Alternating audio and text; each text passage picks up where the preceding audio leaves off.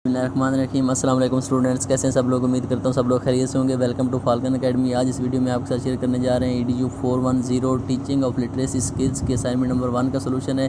Total marks इसके 20 हैं। तो चलते हैं जी इसके इंस्ट्रक्शन की तरफ। इंस्ट्रक्शन आप लोगों को पता ही है, नॉर्मल सेंस होती है, आपने उनको पढ़ लेनी है कि भाई आपने लेट असाइनमेंट सबमिट नहीं करवानी, आपकी ग्राफ्ट फाइल नहीं होनी चाहिए, प्लेजरिज्म से आपने अवॉइड करना है और ईमेल के जरिए आपने सेंड नहीं करनी, टाइम्स न्यू रोमन में आपने लिखना है और 12 साइज़ होना चाहिए आपका। तो ये सारी इंस्ट्रक्शन तकरीबन सब असाइनमेंट्स के लिए कॉमन होती हैं, तो ये आप लोग को पता ही है।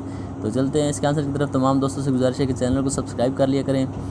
तो आपको इससे असाइनमेंट में दो क्वेश्चन दिए हुए हैं, 20 नंबर हैं इसके। क्वेश्चन नंबर 1 है जी, write down any 10 difference between learner centred and teacher centred learning. कि एक होती है टीचर सेंटर्ड लर्निंग और एक होती है स्टूडेंट सेंटर या लर्नर सेंटर्ड लर्निंग होती है। तो इन दोनों में आपने 10 मुख्तलिफ डिफरेंसेस लिखने हैं, 10 डिफरेंसेस लिखने हैं आपने इनके अंदर। ये 10 नंबर का आपका क्वेश्चन है। और आगे जी क्वेश्चन नंबर 2 है जी, what is the role of a good teacher in a classroom. के एक जो अच्छा उस्ताद है उसका क्लासरूम में क्या किरदार होता है, उसका क्या रोल है एक अच्छे टीचर का क्लासरूम के अंदर। ये क्वेश्चन नंबर 2 है। इसमें दूसरा पार्ट है जी, also write down any 5 activities to learn the English alphabet. आपने इंग्लिश अल्फ़ाबेट को सीखने के लिए जो 5 एक्टिविटीज़ इस्तेमाल होती हैं उनके बारे में आपने लिखना है। तो ये क्वेश्चन है आपके दो, इतने ज़्यादा मुश्किल नहीं है। आपको उसने मार्किंग क्राइटेरिया भी नीचे दिया हुआ है, आप इसमें पढ़ सकते हैं कि अगर आप पहले क्वेश्चन में अगर आप 10 डिफरेंसेस लिखेंगे तो आपको 10 नंबर ही मिलेंगे, अगर आप 5 लिखेंगे तो आपको 5 नंबर मिलेंगे, और अगर आप कोई भी नहीं लिखेंगे या आपको क्लियर नहीं लिखेंगे तो आपको 0 मार्क्स मिलेगा। और क्वेश्चन नंबर 2 का भी क्राइटेरिया उसने दिया हुआ है कि 10 नंबर आपको मिलेंगे अगर आप अच्छे से वेल एक्सप्लेन क्वेश्चन का आंसर देंगे तो आपको 10 मिलेंगे, अगर आप सेटिस्फैक्ट्री देंगे तो आपको 5 मिलेंगे, और अगर आप बिल्कुल गलत किस्म का देंगे तो आपको 0 मार्क्स मिलेंगे। तो चलते हैं जी इसके सोल्यूशन की तरफ। आपने इसको कॉपी नहीं करना, अपनी वर्डिंग में थोड़ा बहुत चेंज करके आप इसको लिख सकते हैं। क्वेश्चन नंबर 1 की तरफ चलते हैं जी, write down any 10 differences between learner centred and teacher centred. कि आपने टीचर सेंटर्ड और लर्नर सेंटर्ड लर्निंग के दरमियान 10 डिफरेंसेस लिखने हैं।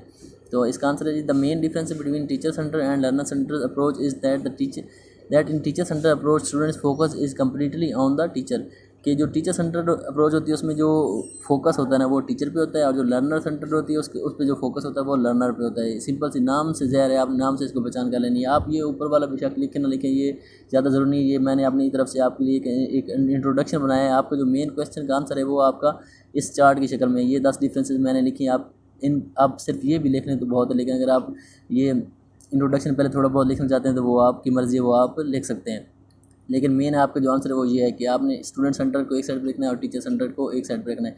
तो स्टूडेंट सेंटर में क्या होता है, स्टूडेंट सेंटर में होता है कि लर्नर या स्टूडेंट एक ही बात है। Learner centre is an approach where both the teacher and the students are focused equally.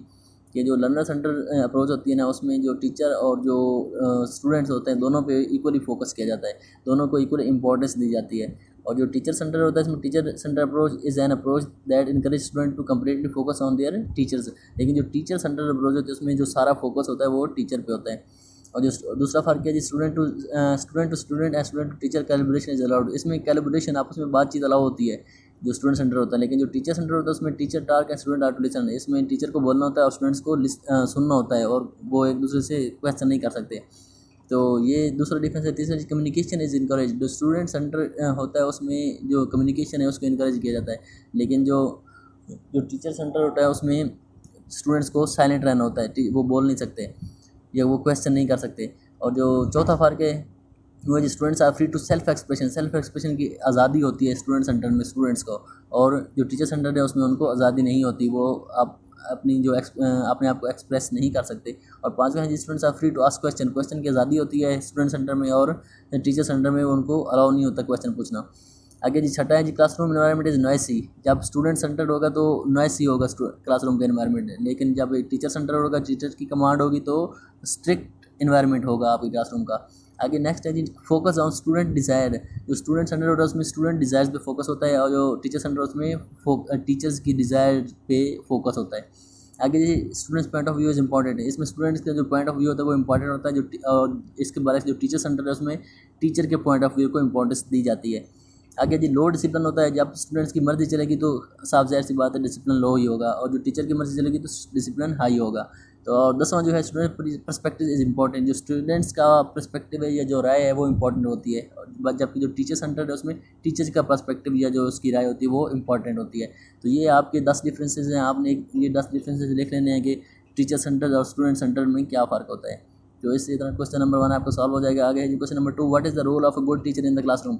एक अच्छे उस्ताद का क्लासरूम में क्या किरदार होता है या क्या रोल होता है। तो आपने सब इस क्वेश्चन के 2 पार्ट्स हैं। आपने एक पार्ट का पहले आंसर करना है, फिर आपने दूसरे पार्ट का। आप पहले पार्ट का करते हैं कि क्या रोल होता है टीचर का।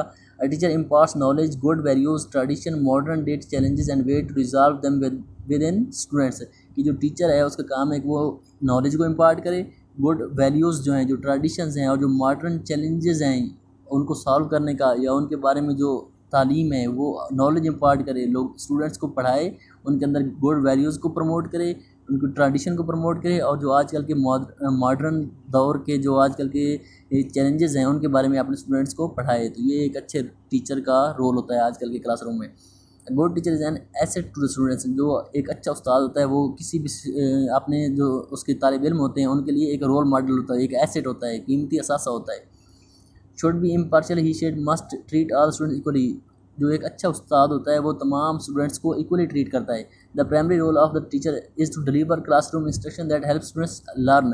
कि जो एक प्राइमरी रोल होता है टीचर का वो ये है कि वो अपनी जो इंस्ट्रक्शन है उनको इस तरह डिलीवर करे कि उसके तमाम स्टूडेंट्स उसको अच्छे तरीके से समझ सकें।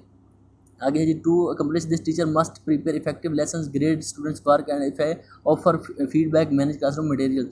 तो इसके लिए ज़रूरी है कि टीचर को चाहिए कि वो लेसन्स देने से पहले अच्छी तरह तैयारी करे और उसके बाद जो स्टूडेंट्स हैं उनको ग्रेड इक्वली तौर पर बगैर मेरिट पे ग्रेड दे, उनकी ग्रेडिंग करे और उनको फिर फीडबैक दे कि आपने कहाँ पे गलती की है और उसके बाद जो क्लासरूम मटेरियल होता है उसको अच्छे तरीके से मैनेज करे। तो ये सारे एक अच्छे टीचर के काम हैं या एक अच्छे टीचर के रोल हैं क्लासरूम के अंदर।